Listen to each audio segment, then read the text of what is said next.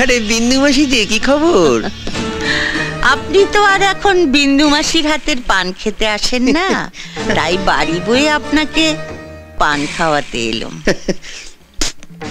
সম্পর্কটা এখানেই শেষ করে দিলেন সামন্ত মশাই? এ তুমি কি বলছো মাসি? তোমার সঙ্গে আমার সম্পর্ক কি আজকের?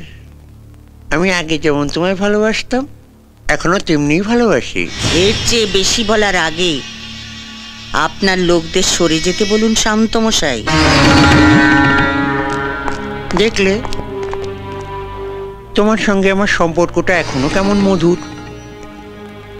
গার্ডদের সামনে তুমি আমায় গালাগাল দিলে না। এবার দেব। আমি জীবনে অনেক হারামি দেখেছি, কিন্তু আপনার মতো এক পিসও দেখিনি। এই যে সাদা ধুতি পাঞ্জাবি পরে মন্ত্রী হয়ে হিল্লি দিল্লি ঘুরে বেড়াচ্ছেন, কার জন্যে? আমার জন্যে, এই বিন্দুবাসীর জন্যে। ভোটের সময় বুথের সামনে বোমা ফেলে ছাপ্পা মেরে আমার ছেলেরা 60% ভোট আপনার পকেটে ঢুকিয়ে দিয়েছিল। তারপর আপনি জিতেছিলেন, তারপর আপনি মন্ত্রী হয়েছেন। আমি কি সে কথা একবারও অস্বীকার করেছি মাসি? চুপ হারামজাদা, আগে আমাকে শেষ করতে দে। আমাকে কথা দিয়েও টিকিটটা বাবলু কোলেকে পাইয়ে দিলি? বাবলু আর বড় কাছে মই লাগিয়েছিল। পার্টি প্রেসিডেন্ট নিজে ওর নাম প্রস্তাব করেছে। তবে আমিও বলে দিয়েছি, কর্পোরেশনের মেয়র কিন্তু মাসিকেই করতে হবে। গোটা শহরটা হবে তোমার।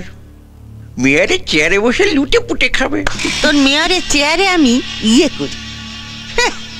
বিন্দু মাসি কারু ভিক্ষে নেয় না।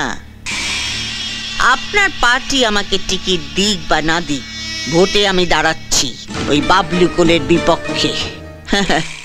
ভোটের এখনো অনেক দেরি আছে, তার আগেই আপনি জানতে পেরে যাবেন কে জিতেছে, ওই বাবলু কোলে না এই বিন্দু মাসি।